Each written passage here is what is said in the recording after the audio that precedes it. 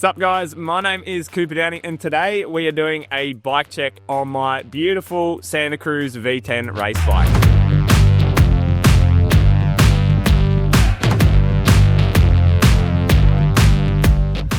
So the frame that I run is, I'm on a size large, I'm 179 centimeters tall, and obviously it's the Santa Cruz V10cc.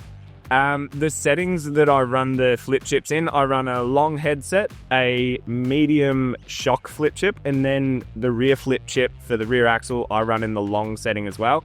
This is my race bike, so the longer it is, the better, because it's more stable on the high-speed tracks, and especially when you're overseas racing on the high-speed rough stuff, the longer the better, it just feels more stable. So the suspension on this bike, and all my bikes for that matter, is looked after by Fox. So on this bike up the front, we are running the Fox 40 factory tune fork. It's got that beautiful gold Kashima coat. We're running the factory orange lowers. So my suspension setup, I'm a 78 kilo rider, give or take. My base air pressure is 65 PSI. And at the moment I'm running 2 low speed compression, 4 high speed compression, and 2 low speed rebound. So the shock that we're running is a Fox DHX2 coil shock. At the moment my base setting is a 450 pound rear coil. We have been chopping and changing a little bit, but we have got an orange one on the way to match the fork lowers, but when that's here the bike will pop and look absolutely beautiful. So moving on to the wheels and tires, they are looked after by the Reserve carbon wheels. Obviously this bike is a mullet setup, so we got a 29er up the front and then a 27.5 rear wheel. I get the question, do I run inserts? No, I do not. I run completely tubeless front and rear. And the tire pressures that I run, I get asked that a lot as well. As a 78 kilo rider, as I mentioned before, I'm running my base pressure at 25 PSI in the front and 27 PSI in the rear.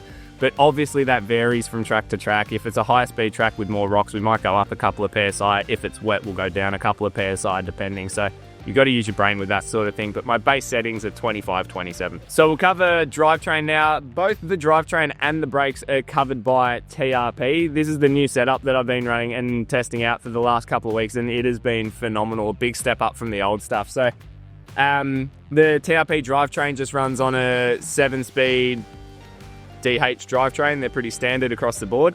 So I haven't had any problems with that, but that derailleur that they have with the Hall lock is absolutely dead silent, and it is a big step up from what I was running previously. The brakes as well are looked after by TRP. I'm on the new TRP DH Evo Pros, and they are absolutely awesome. I've been running the old ones for about 3 years now, and then we got these new ones from TRP, and the biggest difference that I've noticed is obviously that pad contact adjust, which really allows you to fine tune how your brake feel is, because I'm quite picky with that. One of my biggest pet peeves is when you go to grab the brakes and it pulls too far into the handlebar. So being able to adjust that pad contact is a massive step up from the old ones. The cockpit on this bike, and for that matter all my bikes, is a Deity Black Label cockpit. So we're running the Deity Black Label bars. I run them at 780 millimeters wide, and I have a 38 millimeter rise on them. And we've got obviously the Deity Black Label stem. They're pretty standard across the board. It's, I think, a 45 millimeter in length, but yeah, it just matches the bars, so it all looks nice. For the grips I run on this bike and all my bikes across the board is I have the ODI Elite Motion grips, and these are the ones that don't have any extra padding or anything. I actually prefer a really plain grip that doesn't have all the flaky bits of rubber coming off of it. So the Elite Motions are my preferred choice for sure. And then for pedals, I run the Crank Brothers Mallet. I've been running these since I was about 14 years old. I think I've been running them for near 10 years.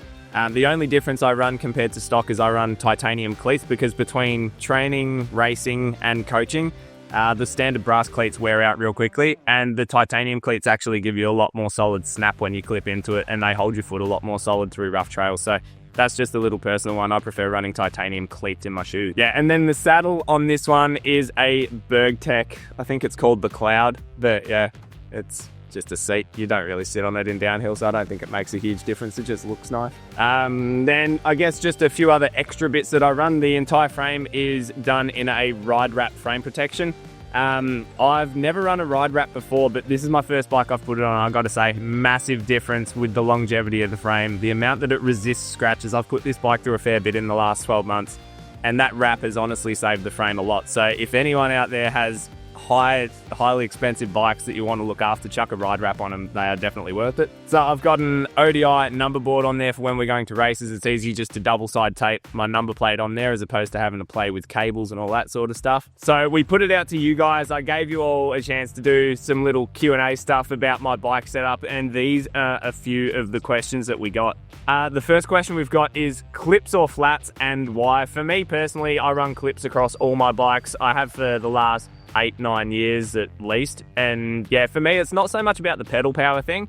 I ride a lot of rough tracks, and clips definitely make it a lot easier in the sense that your feet don't want to bounce off the pedals, and also it allows you to direct the rear wheel a little bit more with your feet. So for me, I've been running clips long enough that it's a no-brainer. I don't actually fall over. I don't need to think about clipping out or anything like that. It just happens naturally.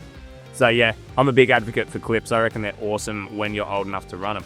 Question number 2, what cockpit setup? So as we were saying earlier, I run the full Downey cockpit. A couple of different things that I do. I do run my bars quite high. So I run high stack underneath my stem. I run high rise bars. Reason for that, after doing a lot of riding, I got a little bit of an overuse injury in my back and in my neck. So the straighter up I can stand, the less pressure it actually puts on my neck. So that's just a little bit of a personal one for me. I've been running my brake levers a little bit more flat than I have in the past, just to try and sit myself up a little bit more as opposed to being hunched over the front of the handlebars.